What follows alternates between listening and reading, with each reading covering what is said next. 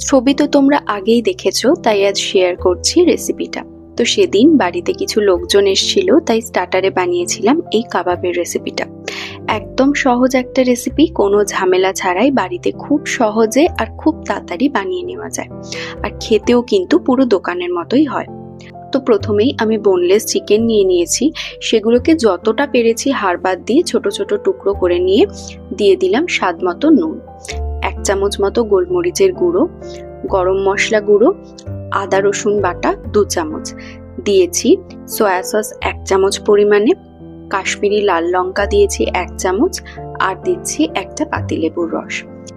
সবগুলো দিয়ে খুব ভালো করে মাংসটাকে ম্যারিনেট করে নিচ্ছি। এরপর 45 মিনিট মতো ঢাকা দিয়ে সেট হবার জন্য রেখে দিলাম। এই ফাঁকে কাটাকুটিগুলো সেরে ফেললাম। আমি এখানে ক্যাপসিকাম আর পেঁয়াজ ব্যবহার করেছি, তোমরা পছন্দ মতো আরো কিছু অ্যাড করতে পারো। আর বানিয়ে নিলাম ধনে পুদিনার চাটনি। তোমরা এই চাটনির রেসিপিটা দেখতে চাইলে অবশ্যই কমেন্ট করো, আমি তোমাদের সাথে এটার রেসিপিটা নিশ্চয়ই শেয়ার করব। এদিকে 45 মিনিট হয়ে যাবার পর চিকেনটা একটু সেট হয়ে গেলে এতে অ্যাড করলাম 2 টেবিল চামচ করে ময়দা আর কর্নফ্লাওয়ার, আর দিলাম একটা ডিমের সাদা অংশ।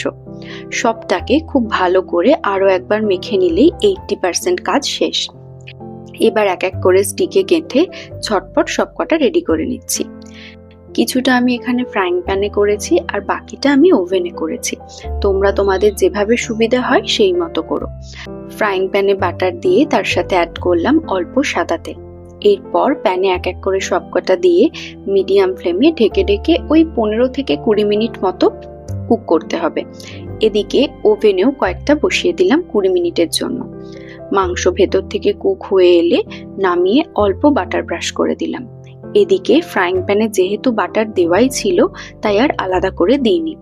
ব্যাস, কাবাব রেডি। বিশ্বাস করো, খেতে ভীষণ টেস্টি হয়েছিল। অবশ্যই একবার তোমরা বাড়িতে ট্রাই করো আর আমাকে কমেন্ট করে জানাতে ভুলো না। ভালো থেকো, সুস্থ থেকো। আবারও আসবো নতুন ভিডিও নিয়ে।